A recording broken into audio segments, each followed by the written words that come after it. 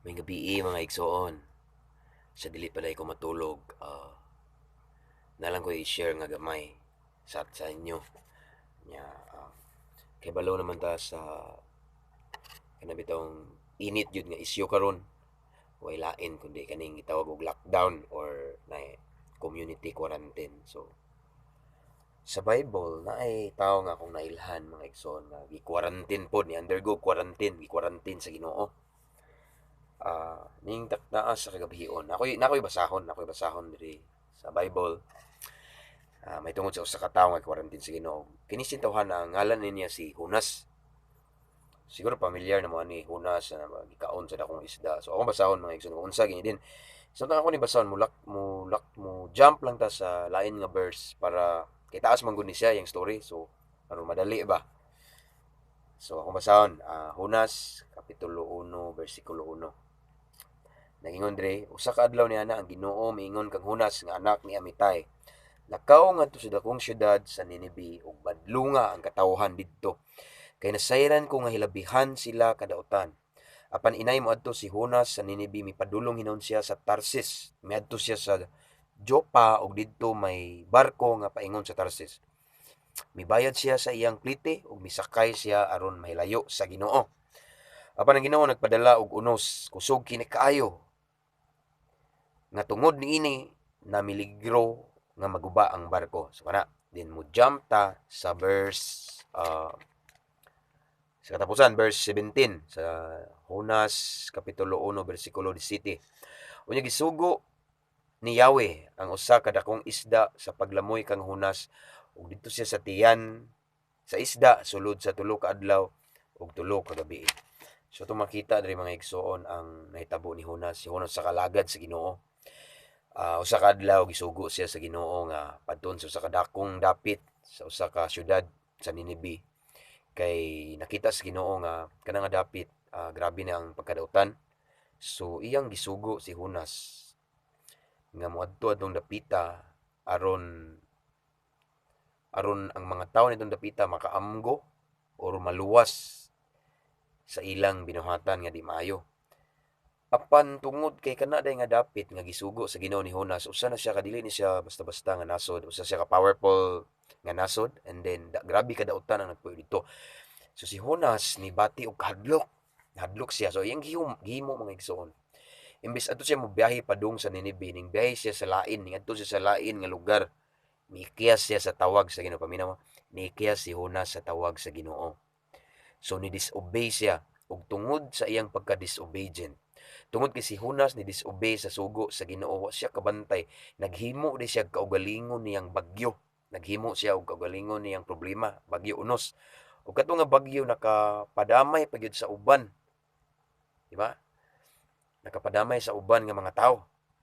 Di lang siyang napiktan. So mao to nga tungod kay natingala ang mga tripulante sa barko, natinga ang mga taga-barko kay grabe kakusog ang unos. Kalit lang ba kay paggikan lalinaw pa ano gisugat lang dakong unos, and then to make the long story short, ilang gipukaw si Hunas nga natog niya. Si Hunas wa kabantay ba, siya ang hinungdan sa bagyo niya, wa siya kabantay di ay nga siya nakaingon nga napeligro. So nagtuog ra siya pero ang uban nga nasa palibot grabe na nagpanik na sila. Murag nahitabo karon ba nagpanik na ang mga tao sa palibot. And then moto siya, and then niangkon siya sa story ni Jonas, niangkon siya nga siya daw ang nakaingon sa unos sa bagyo. Mao na ingato. So ningingon ang mga taga-barko nga unsay among buhaton aron mohunong ni, and then niingon si Jonas nga itsa ko sa dagat kay ako'y nakaingon ini. So atong makita din mga igsoon, akong balikon pagbasa ang Hunas kapitulo 1 bersikulo 17 nagingon ri unya gisugo ni Yahweh ang usa ka dakong isda sa paglamoy kang Hunas ug didto siya sa tiyan sa isda sulod sa tulo ka adlaw ug tulo ka gabi. So gilabay siya mga igsoon, gilabay siya si Hunas, gilabay sa mga taga-barko sa dagat gitsa. And then pag itsa niya sa dagat diha dayon ni hunong ang bagyo, meaning siya may hinungdan sa bagyo. And then ang Ginoo nagpadala og dakong isda ron kanon si Hunas. So gikaon si Hunas dili para patyon kun dili gi-quarantine siya. Gi-quarantine si Hunas. Hunas tanan si Hunas gi-quarantine tulo ka adlaw, tulo ka gabi sa tulod sa tiyan sa isda tungod kay ning supak siya sa tawag sa Ginoo. Naisugo ang Ginoo niya pero ni supak siya, mao hinungdan nga gi-quarantine siya tulo ka adlaw ug tulo ka gabi. And then dili lang kay mao na ang hinungdan, duha ka hinungdan mga igsoon nganong si Jonas gi-quarantine. Una, ning disobey siya because of his disobedient. Sunod, para magrepent siya. Kay kung wa pa siya gi-quarantine, di siya magrepent. So, mao tong gituyo sa Ginoo, giallow sa Ginoo nga i-quarantine si Jonas. Jonas tanan aron aron magrepent siya, ano, unas tanan tungod sa iyang pagka-disobedient, then ikaduha aron magrepent siya. And then gusto sa Ginoo nga ma-realize niya ba ang iyang sayop, mao nang gi-quarantine siya. So the same thing sa nitabo karon sa atong palibot. Kay bawa naman mo nga naay gitawag og quarantine. So kasagaran karon labi na nga naay diri sa amuang dapit na gitawag og 24 hours curfew. Dili pagawason ang below 18, and then ang 65 pataas. So mao na siya. So naay 24 hours curfew. So grabe ang kuan bitaw nga magpundor ta sa balay. So kung atong pamalandungan sa nahitabo ni Jonas, ang kaning quarantine na mga igsoon, wala ni gitugot sa Ginoo for nothing. So meaning kaning quarantine ay mensahe ang Ginoo diri, nay purpose si Lord. Sama ni Jonas, gi-quarantine siya una sa tanan, gi-quarantine siya tungod kay ning disobey siya sugo sa Ginoo. Sunod, aron gi-quarantine siya aron magrepent siya. So siguro ang kaning quarantine gitugot ni sa Ginoo, gitugot ni sa Ginoo. Pwede man ni itugot sa Ginoo pero gitugot niya tungod kinasa mensahe sa matagos na nato. So siguro gi-allow sa Ginoo ning gitawag quarantine mga igsoon tungod kay daghan siguro nga mga gisugo sa Ginoo, mga Kristohanon gisugo sa Ginoo pero nin disobey, maybe because busy kay sa pagtrabaho, eskwela, pagnegosyo, busy kay sa paggukod og kwarta, nyawa nila gukdang tag-iya sa kwarta, busy kay sa mga butang nga madunot ra, busy kay sa mga butang nga temporaryo ra ning kalibutan, ug nalimot sila nga naday gisugo ang Ginoo. So mao na hinungdan nga naay quarantine tungod kay gusto sa Ginoo nga ma-realize nato nga naday tay mission ning kalibutan, na wala ta nahimugso ning kalibutan, wala ta gipakataw ning kalibutan para lang magpatagbaw ani mga kahilayan, maggukod sa mga butang nga temporaryo lang, apan nata gininhawa tungod kay naipabuhat ang Ginoo, nay purpose si Lord. So sama sa nahitabo ni Jonas, nahitabo ang quarantine unas tanan kay ning disobey siya. So karon maybe nay quarantine nga gitugot ang Ginoo. Siguro daghang mga Kristohanon nga ni-disobey na sa Ginoo karon.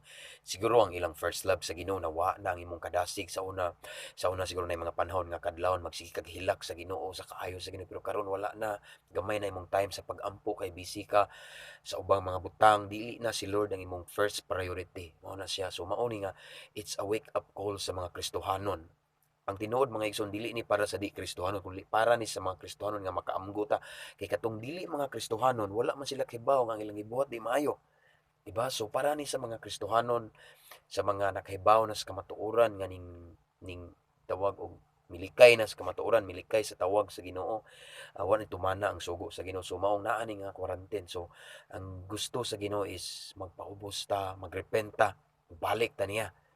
Kung atong pamalandungan ang sinuwat sa Kronikas Kapitulo 7 bersikulo 14, nag-ingon diha nga kung akong mga katawhan nga pinili, gitawag sa akong ngalan, magpaubos, mudangop sa Ginoo, um, maghinulsol, mutalikod sa daotan nilang buhat, maminaw ako sa langit ug ayuhon ko ang ilang mga yuta. So ang ilang yuta, so meaning nay word ya mga igsoon nga paginulsol, mutalikod sa daotang buhat. So kung atong talikdan ang mga butang nga dili maayo, then maminaw ang Ginoo sa itong mga pag-ampog, siya moayo sa atong yuta, moayo sa atong nasod, kung unsa maning kitawag gibati na to karon, unsa man atong sitwasyon karon, kaya ni bisan sa usa ka pamilya, kaya ni siya usbon ug tangon sa Ginoo.